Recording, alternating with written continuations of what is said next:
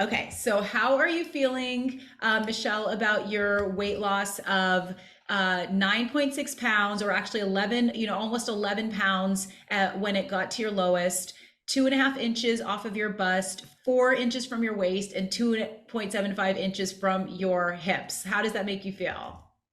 It makes me feel like I have hope, for the rest of it, because I have a long journey ahead of myself. And so seeing those wins, whether or not the scale is going up and down, the measurements, like you said, you brought those up, that's what keeps me going.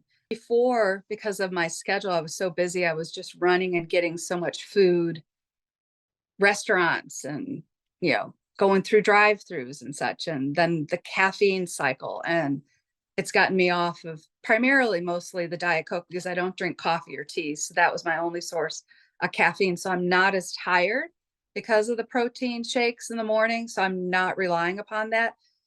When I do get stressed out, I notice that I want a Diet Coke. So that is just something I think that will go away, because it doesn't taste the same to me. So that I can see the difference.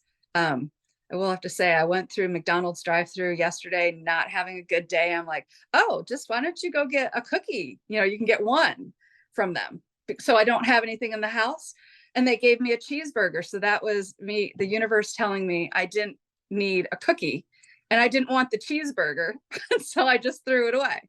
So, it didn't even sound good. I don't want your double cheeseburger with fake cheese. I just wanted the one chocolate chip cookie. So that, I think I was really mad about it. And then I went, wait, relook at it. That's the universe talking to you. So that has changed.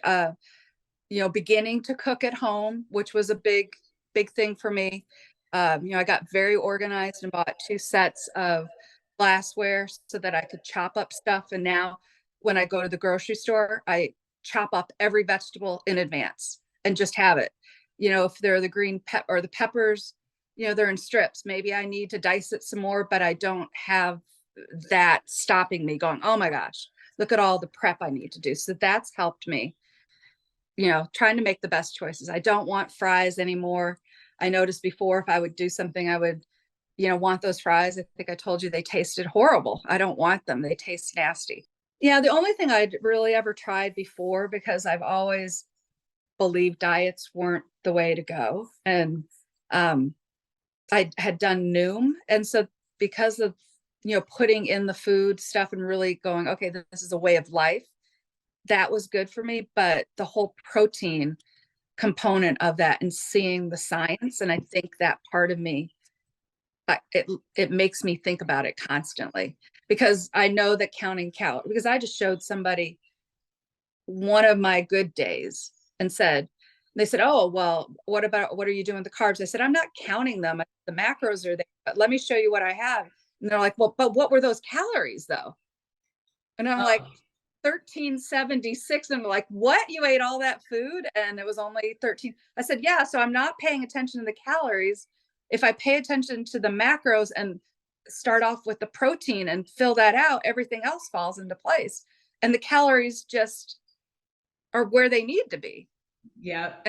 That's a different way of thinking. Whereas even with like Noom, you're putting the stuff in and you're watching the stuff. I mean, there was a little bit more to it, but this is easier.